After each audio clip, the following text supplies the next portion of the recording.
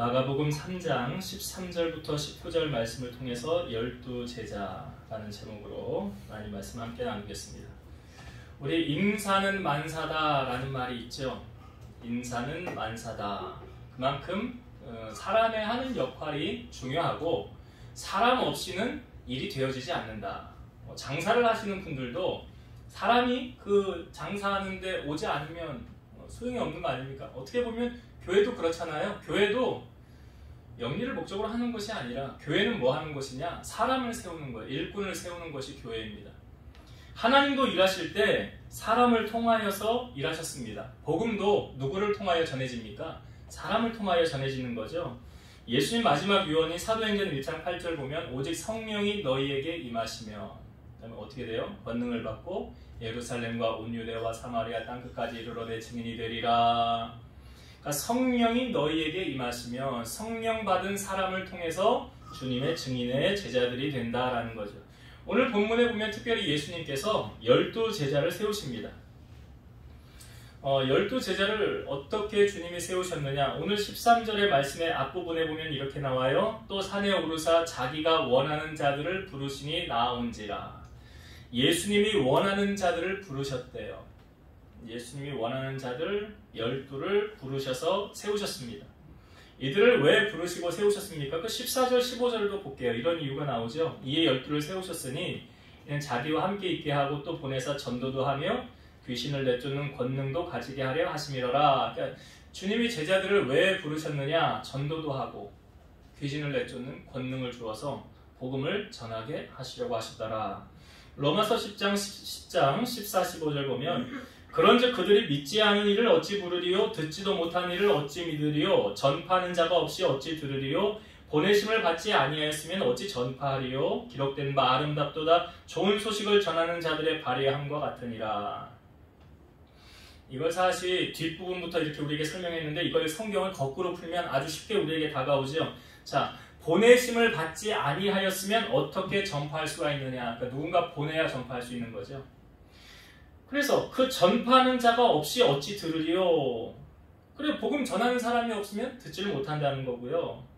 그리고 듣지도 못한 일을 어떻게 믿겠느냐? 들어야 믿겠다는 거죠. 그리고 그들이 믿지 아니하는 일을 어찌 부르리요? 그러니까 이게 역순으로 보면 예수님의 보내심을 통해서 복음이 전파되어지고 그 전파됨을 통해서 복음을 듣는 사람이 생겨나는 것이고 그 복음을 들음으로 말미암아 예수 그리스도를 마음의 구주로 영접해서 구원받는 자들이 살아나는. 그러니까 결국은 이건 누구를 통하여 이런 일이 나타나는 것입니까? 사람을 통해서. 그러니까 보내심을 받은 사람. 예수님이 그래서 지금 12제자를 부르시는 거예요. 자, 예수님의 12제자들의 소개는 공간복음에 다 소개되고 있어요. 마태, 마가, 누가복음에 다 소개되고 있습니다. 근데 특별히 이 부분을 조금 제자들에 따라 해석을 다르게 하는 부분을, 그러니까 마태, 마가는 좀 비슷하게 보여주고 있어요. 근데 누가복음에서는 예수님이 제자를 부르셨을 때 먼저 하셨던 것이 있어요. 뭐 하셨느냐? 누가복음 6장 12, 13절 이때 예수께서 기도하시러 산으로 가사 밤이 새도록 하나님께 기도하시고 밝음에 그 제자들을 부르사 그 중에서 12를 택하여 사도라 칭하셨으니. 자, 예수님이 12제자를 부르기 전에 뭐 하셨습니까? 기도하셨어요. 예수님께서 기도하러 산으로 가사 밤이 새도록 철야 기도하신 거예요. 밤이 새도록 기도하신 다음에 날이 밝았어요. 기도하시니라고 주님이 날이 밝으시고 그 다음날 12제자를 택하여 부르시고 사도라 칭하셨더라. 그러니까 예수님이 제자를 부르기 전에 하셨던 것이 뭐예요? 기도라는 거죠. 기도하셨어요. 잠언 16장 3절 너의 행사를 여호와께 맡기라 그리하면 네가 경영하는 것이 이루어지리라. 여기 너의 행사를 여호와께 맡기라라는 게 뭐냐면 그걸 의뢰하는 거예요. 그 의뢰하는 부분이 뭐하고 연결이 되냐면 기도하고 연결되는 거죠. 빌립보서 4장 6절 아무것도 염려하지 말고 다만 모든 일에 기도와 간구로 너희 구할 것을 감사함으로 하나님께 아뢰라. 성경은 우리에게 염려하라는 말씀은 한 군데도 없어요. 어디 좀 찾으셨으면 저 좀 알려주세요. 하나님이 너보고 염려하라고 그랬어요. 여기 성경을 봐. 찾으면 좀 알려주시고요. 저는 못 찾았거든요. 근데 우리에게 염려하지 말라는 말씀은 아주 여러 군데 있어요. 너희 염려를 주께 맡기라. 베드로전서 5장 7절에도 있지 않습니까? 그러니까 빌립보서 4장 6절에도 아무것도 염려하지 말고 그 다음 염려 안 하고 그 다음에 뭐 하래요? 다만 모든 일에 기도와 간구로. 기도와 간구. 그러니까 염려가 오면 뭐 하라는 거예요? 기도하라는 거잖아요. 염려가 오면 기도하라는 거예요. 기도한다는 건 어떤 표현이에요? 내가 이것을 주님께 맡긴다는 표현이잖아요. 기도하면 맡기는 거예요. 기도하면 내가 짊어지는 게 아니에요. 그 문제는 내 문제 아니에요. 내가 기도하면 이제 나의 문제가 주님의 문제로 이양이 되는 거예요. 주님이 맡아 주관하시는 거예요. 그렇게 하면, 그리하면 모든 지각에 뛰어난 하나님의 평강이 그리스도 예수 안에서 너희 마음과 생각을 지키시리라. 모든 지킬 만한 것 중에 제일 지켜야 되는 게 뭐래요? 마음이요. 잠언 4장 23절. 모든 지킬 만한 것 중에 더욱 내 마음을 지키라. 생명의 근원이 이에서 남이니라. 그러니까 보세요. 자살하는 사람들, 자기 생애 그냥 끝내고 싶은 사람들, 그러면 끝나나요? 그거 왜 자살합니까? 그거 못 지켜서 그런 거예요. 뭘 못 지킨 거예요? 마음 못 지킨 거죠. 마음 못 지킨 거예요. 분명히 말하지만 여러분, 자살하면 살인죄 저지르는 거예요. 생명은 내 것이 아니에요. 누구 것입니까? 하나님의 것이에요. 자살하면 살인죄 저지르는 거예요. 그래서 지옥 가는 거예요. 그래서 좀 이따 가룟 유다도 얘기하려고 그러지만 자살한 가룟 유다 결코 천국 못 갔어요. 그러니까 염려가 해결되길 원한다면 뭘 해야 되느냐? 기도해야 되는 거예요. 우리가 어떤 일을 행하기 전에 왜 기도해야 되는 줄 아십니까? 여러분 한번 답해보세요. 어떤 일을 행하기 전에 왜 기도해야 됩니까? 왜 기도해야 돼요? 기도 안 하고 그냥 해도 어떤 건 잘 되는데, 기도 안 하고 해도 그냥 잘 될 때는 그냥 넘어갈 때도 있는데, 근데 안 되면, 잘 안 되면, 기도하다가, 아니 기도를 안 했는데 일을 보다가 그냥 내 생각대로 내 계획대로 하다가 일이 잘 안 됐어. 그럼 그때 누구 찾아요? 네, 그때 하나님 찾아요. 그럼 하나님이 뭐라고 그러실까요? 응? 그래, 아유 그래도 지금이라도 나를 찾았으니 내가 너 도와줄게. 그러실 수도 있어요. 근데 아마 이렇게 말씀하시면, 너 나한테 기도 안 하고 네 맘대로 했잖아. 너 나한테 기도하고 물어보고 했니? 내가 오케이 했니? 그랬어? 그럼 내가 책임져 줄게. 근데 너 나한테 기도 안 하고 네 마음대로 하다가 어려움 딱 터지니까 이제 어떻게 하나님 나 도와주세요 하면, 그거는 네 마음대로 하다가 이런 일이 발생된 거니까 나보고 책임을 져달라는 말을 하면 안 되지. 그러나 우리 하나님은 또 그런 하나님은 아니시죠. 그러니까 예수님이 보세요. 지금 무엇을 하시기 전에 뭐부터 하셨습니까? 기도 먼저 하셨잖아요. 이게 왜 중요하냐? 내가 기도하고 응답받고 일을 행했어요? 잘못됐어. 그럼 누구한테 도움을 청할 수 있을까요? 네, 하나님 응답해 주셨잖아요. 그때 이렇게 하라고 하셨잖아요. 그랬냐? 그럼 내가 책임져 줘야지 하고 하나님 도와주시겠죠. 그러니까 기도로 막는 거죠. 보험과 같은 거 아닙니까? 사고 터졌을 때 기도하고 하면 하나님 도와주시는 거잖아요. 근데 내가 기도 안 하고 내 마음대로 하다가 사고 뻥 터지면 하나님 도와주세요. 그거는 이제 좀 앞뒤가 안 맞는 거예요. 그래서 무엇을 하기 전에 가장 먼저 해야 되는 게 무엇입니까? 기도죠. 사도행전 3장에도 보면 성전 입구에 나면서부터 걸어보지 못했던 사람, 베드로야 요한이 우리를 보라 할 때 뭐 줄려나 하고 금과 은은 없지만 내게 있는 그것을 내게 주노니 나사렛 예수 그리스도 이름으로 일어나 걸으라. 그러니까 이 베드로와 요한이 그때 기적이 일어났던 시간이 뭐 하는 시간이었습니까?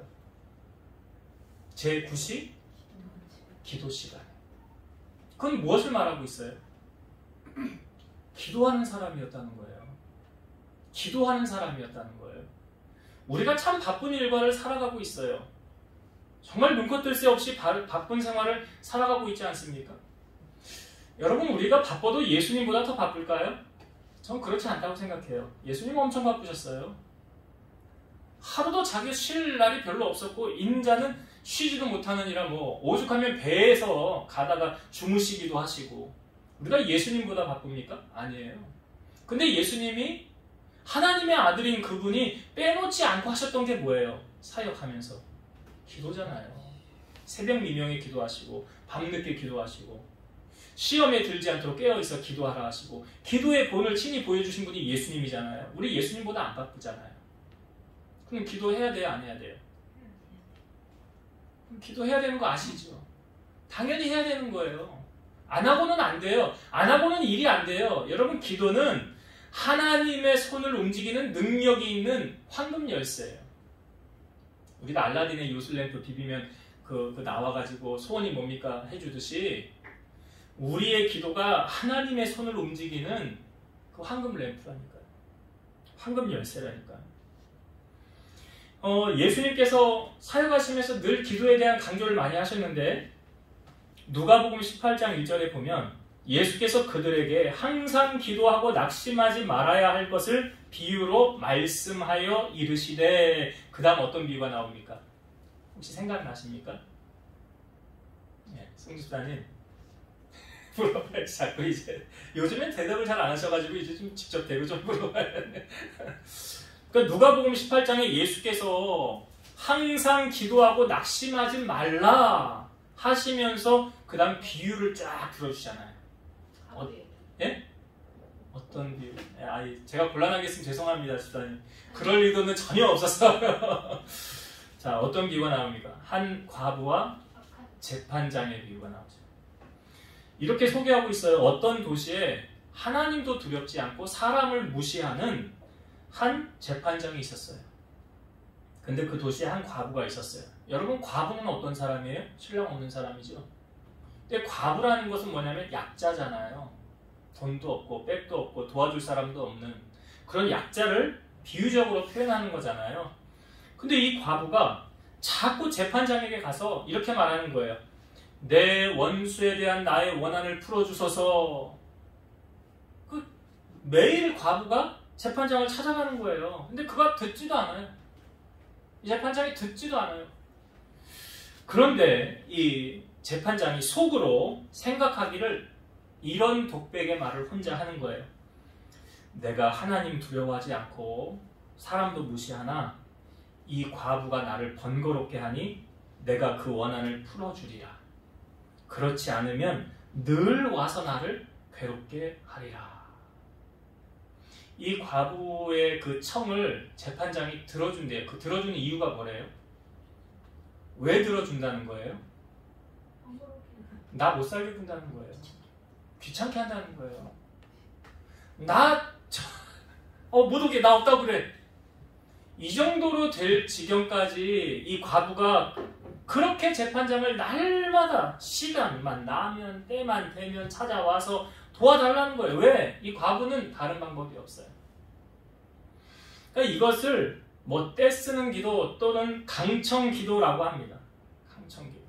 이루어질 때까지 그냥 떼쓰는 거예요. 애들이 그냥 엄마 아빠한테 뭐 사달라고 떼쓸 때, 어렸을 때 장난감 사달라고 들어놓고 떼쓰는, 그것도 배울 만한 게 있어요. 본받을 게 있다고요.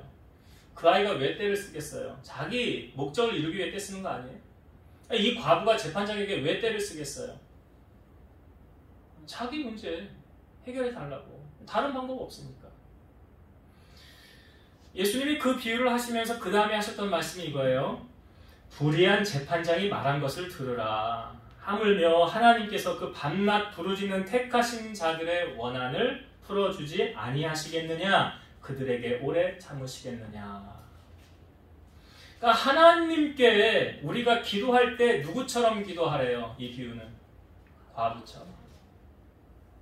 과부처럼 그렇게 하고 있습니까? 그런데 예수님이 이 말씀을 덧붙였어요. 내가 너희에게 이르노니 속히 그 원한을 풀어주시리라. 그러나 인자가 올 때에 세상에서 믿음을 보겠느냐 하시니라. 이게 무슨 말이에요? 조금 기도하다가 에이 안되네 뭐, 에이 포기하자, 에이 이래봤자 소용없어, 안돼, 하나님 내 기도 안 들어주시나 봐, 다른 방법 찾아보자. 그거예요. 예수님 말씀하는 세상에서 믿음을 보겠느냐. 정말 끝까지 포기하지 않고 기도가 응답될 때까지 이 과부의 심정으로 재판장 찾아가서 기도하는 것처럼 그렇게 하느냐, 해보고 얘기를 하라는 거예요. 그게 뭐냐면 항상 기도하고 낙심하지 말아야 될 것. 엘리야가 3년 6개월 동안 내리지 않았던 비가 이제 내릴 거다라고 할 때 산꼭대기에 올라가서 기도했죠. 우리 다니엘 기도회 할 때 그 김은호 목사님이 그 첫날 그 말씀하셨잖아요. 기억나세요? 예, 머리를 무릎 사이에 넣고 기도할 때 종에게 구름 떴나 보고 와라. 안 떴는데요? 또 기도하죠. 구름 떴나 보고 와라. 구름 떴냐? 안 떴는데요? 또 기도하잖아요. 언제까지 기도했어요? 구름 떴냐? 7째 보내니까 구름 떴냐 안 떴냐? 구름 떴습니다. 그때까지 기도하잖아요. 기도는 언제까지 하는 거라고요? 응답받을 때까지 하는 거예요. 응답받을 때까지 하는 거예요. 아직 기도가 응답되어지지 않았으면 더 기도하라는 거예요. 하나님. 복음성가에도 있죠. 오늘 집을 나서기 전 기도했나요? 오늘 받을 은총 위에 호소했나요? 기도는 우리의 안식 빛으로 인도하리. 앞이 캄캄할 때 뭐예요? 기도 잊지 마세요. 여러분, 기도한다는 것은 하나님께 맡긴다는 표현이에요. 염려가 올 때 뭐 하래요? 성경은 기도하래잖아요. 너 중에 고난당하는 자가 있느냐? 저는 기도할 것이요. 그러잖아요. 그러니까 기도하는 것은 맡기는 거예요. 그래서 우리가 예수님이 지금 우리의 삶을 통하여 보여주시고자 하는 12제자를 뽑기 전에 먼저 하셨던 것이 뭐라고요? 밤이 새도록 기도하셨더라. 사람을 세우는 일도 어떤 일을 행함에 있어서 가장 먼저 내가 해야 될 것이 뭐냐? 기도다. 그걸 주님도 하셨는데 하물며 우리야? 말할 것도 없죠. 여러분 잊지 마세요. 이 과부를 좀 본받으셨으면 좋겠어요. 재판장을 귀찮게 하세요. 여러분들의 재판장은 누구십니까? 하나님을 좀 귀찮게 하시라고요. 하나님을 귀찮게 하세요. 네? 그분의 손이 나를 돕도록 그렇게 기도로 승리하는 여러분 되시기를 주의 이름으로 축원드립니다. 예수님의 12제자를 쭉 소개하고 있어요. 그런데 이 특이하게, 특별하게 12제자를 소개할 때, 뭐 다른 제자를 소개할 때 그 안에 뭐 덧붙인, 여기 뭐 세베대의 두 아들 야고보와 요한을 소개할 때 뭐 보아너게 우레의 아들이란, 뭐 이 부분도 나중에 기회가 되면 한번 설명을 하겠지만 성질이 불같다는 거예요. 번개 내리듯이 그냥 그렇다는 형제들인데, 마지막으로 소개한 제자의 이름이 무엇입니까? 가룟 유다죠. 근데 가룟 유다를 설명할 때 따라 나오는 단어가 있어요. 오늘 19절의 말씀 한번 볼까요? 어떻게 소개하나 19절? 또 가룟 유다니 이는 예수를 판 자더라. 가룟 유다 하면 딱 나오는 단어가 뭐냐면 예수님 판 사람. 이거는 마태복음에도 나오고 누가복음에도 나와요. 가룟 유다는 뭐 한 사람이냐? 예수님 판 사람. 성경에 기록된 그 시기가 누가복음은 이제 주후 61에서 63년 사이고요. 마가복음은 65에서 70년. 정확하게 언제다라고는 이제 표시가 안 되니까. 마태복음은 70년 이전인데, 가룟 유다를 소개할 때마다 따라붙는 단어는 예수님 판 사람. 그러니까 예수님을 얼마에 팔았습니까? 가룟 유다가 은 30에 팔았죠. 은 30에 팔았어요. 그러니까 가룟 유다 하면 떠오르는 시그니처, 예수님 판 사람. 이게 가룟 유다 하면 저절로 따라와요. 예수님 판 사람. 제가 질문을 한번 드려볼게요. 이 가룟 유다는 처음부터 예수님을 팔려고 했을까요? 아니면 세월이 지나면서 예수님 팔아야 되겠다라는 마음을 먹었을까요? 세월이 지나면. 네, 그렇죠. 성경을 읽어보면 그걸 느낄 수 있을 거예요. 처음부터 예수 팔아야 되겠다라는 사람 아니었어요. 그러면 언제부터 이 사람이 예수님을 팔려는 마음을 먹었을까? 자, 예수님이 예루살렘에 이제 사역을 다 감당해서 우리 종려주일 보냈죠. 종려주일 예루살렘에 올라가기 전날 그 베다니에서 나사로, 마리아, 마르다 그 가정에서 예수님이 하루 머무신 적이 있어요. 그때 마리아가 향유를 가지고 와서 예수님의 발에 붓고 그녀의 머리털로 예수님의 발을 닦는 모습이 있었어요. 그 향유의 값어치가 얼마냐면 300데나리온이었어요. 제가 설명드렸어요. 1데나리온은 하루 품삯이다. 한 사람이 일해서 버는 하루 품삯이 1데나리온이니까 300데나리온은 300일 일을 해야 벌 수 있는 수입이에요. 거의 1년 연봉이에요. 며칠 쉬는 거 빼놓고 하면. 아마 우리 쉬는 거 더 빼죠. 아무튼 그 300데나리온을 예수님에게 붓는 모습을 가룟 유다가 옆에서 보면서 화를 내면서 뭐라고 그럽니까? 이거를 가난한 사람들에게 나누어 주지 왜 여기에다 허비하냐? 그랬어요. 그런데 성경이 말하기를, 성경에서 어떻게 말합니까? 그는 이렇게 보여주고 있어요. 그는 도둑이라 돈괴를 맞고 거기 넣는 것을 훔쳐 가미러라. 가룟 유다를 뭘로 표현했어요? 도둑이래. 여러분 돈괴가 뭔지 아세요? 그는 돈괴를 맞고 그랬대잖아요. 돈괴를 맡았다는 게 뭔 의미냐면, 자, 예수님하고 그 12제자들 공동체 생활을 할 때 재정을 받던 사람이 가룟 유다예요. 모든 재정, 돈 나오려면 누구 허락 맡아야 돼요? 가룟 유다. 그 가룟 유다라고요. 돈괴를 맡았다는 게. 근데 또 돈괴를 맡고 거기에 넣는 것을 훔쳐가미러라.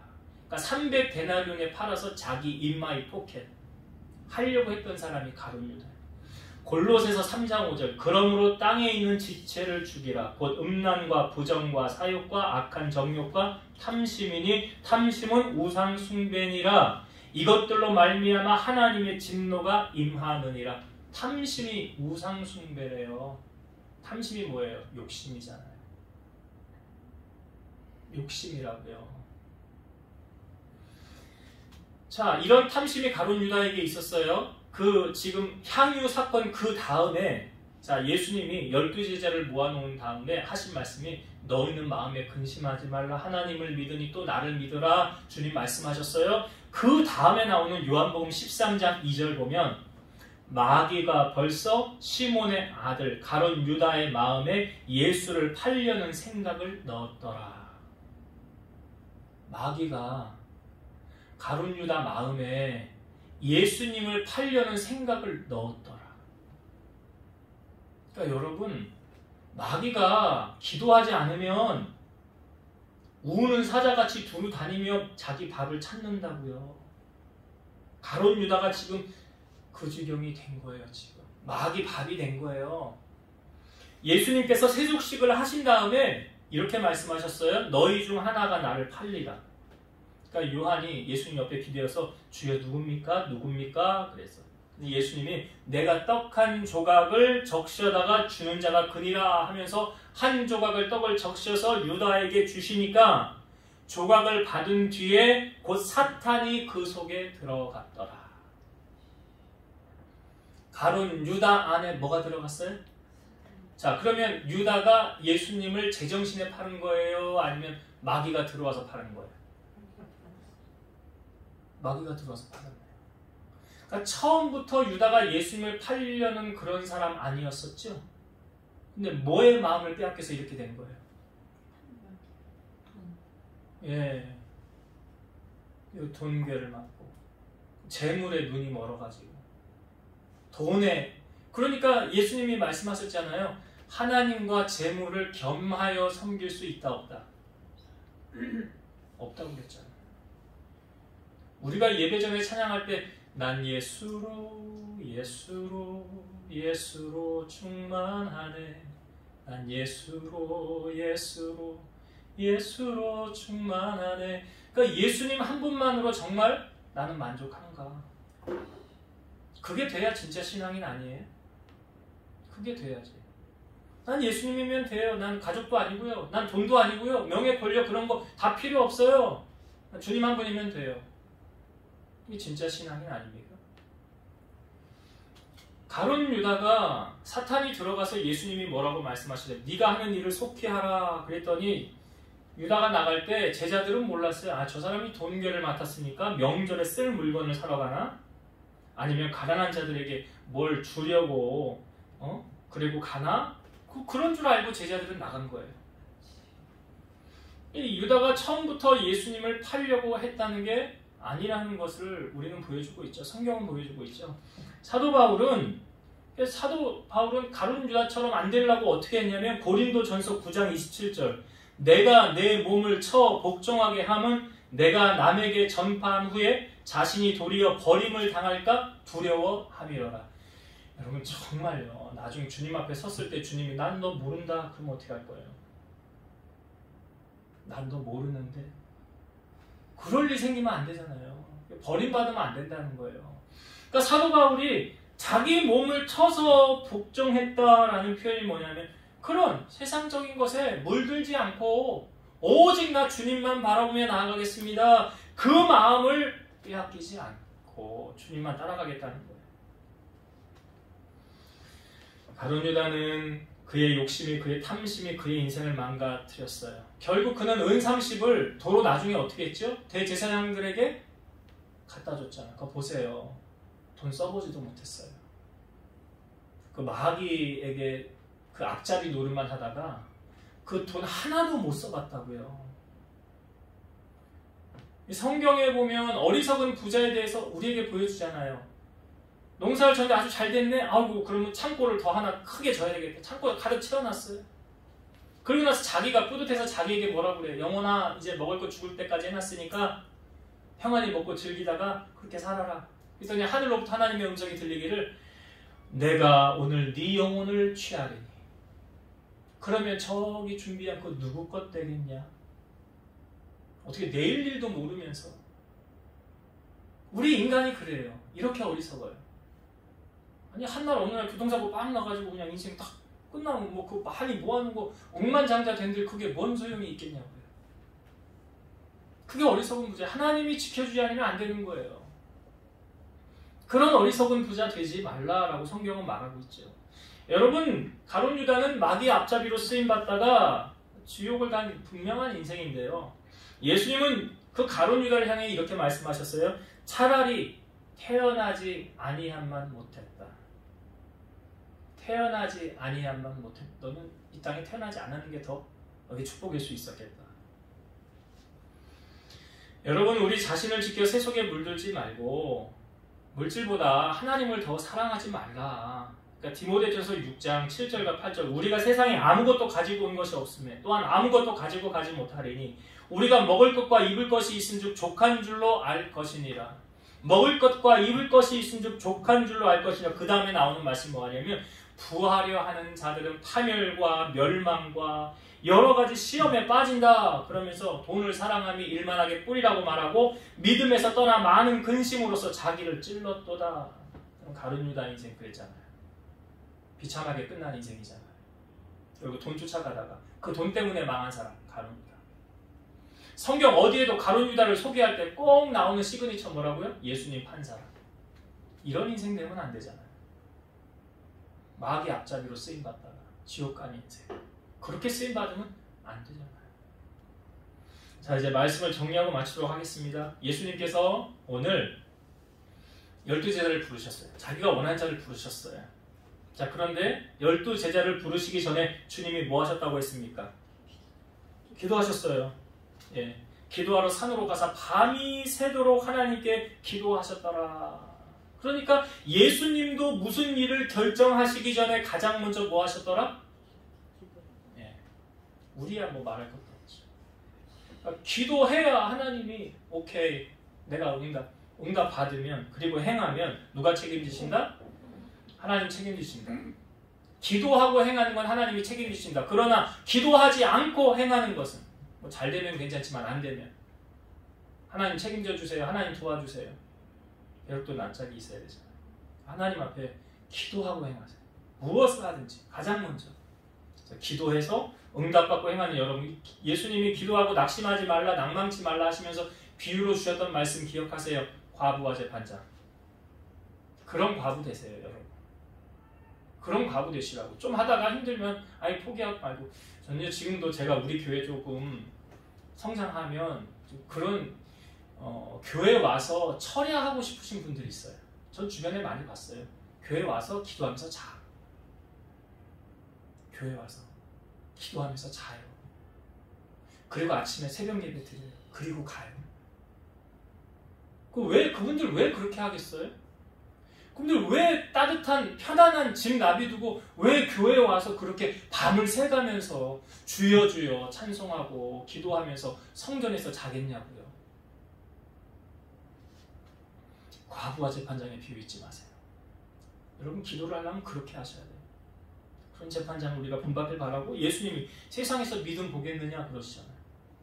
좀 하다가 안 되면 포기하고 말고 그냥 돌아가고 그거 아니에요. 엘리야의 기도를 본받으세요. 응답 받을 때까지, 비가 내릴 때까지 기도하시고. 두 번째, 가룟 유다를 소개할 때 그는 예수를 판 자더라. 분명히 아셔야 되는 사실은 가룟 유다 처음부터 예수님 팔려고 했습니까? 그럼 신앙생활이요, 우리가 믿음을 지키는 것 중요한 거예요. 어느 순간 언제 마귀가 틈타서 나도 가룟 유다처럼 예수님을 등지는 반대편에 서서 이런 역할을 할지 누가 알아요? 아무도 장담 못해요. 어느 한순간 힘들고 어려울 때는 주님 찾다가 잘 되니까 번성하니까 이제 주님 빠이빠이 하고 세상이 좋아가고 어깨에 힘들어가고 자기보다 높은 사람 없고 그게 뭐예요? 가룟 유다처럼 되는 거예요. 그렇게 변질되지 말라는 법이 없어요. 그러니까 사도 바울이 뭐예요? 자기를 쳐서 복종한 거예요. 왜? 버림받을까 봐. 버림받으면 안 되잖아요. 그 나중에 인생이. 그래서 우리가 늘 깨어서 자기 자신을 쳐서 복종하고 주님 편에 서는, 그래서 주님 앞에 기억된 바 된 인생을 사시는 우리 성도님들 다 되시기를 주의 이름으로 축원드립니다. 기도하시겠습니다. 살아 역사하신 하나님 감사합니다. 예수님께서 12 제자들을 부르시기 전에 밤이 새도록 주님이 기도하시고 주님의 사람들을 부르셨습니다. 주님도 모든 일을 하시기 전에 먼저 기도하셨듯이 우리 사랑하는 성도들이 무슨 일을 행하든지 가장 먼저 하나님 앞에 기도하고 응답받고 행하는 저들이 되게 하여 주옵소서.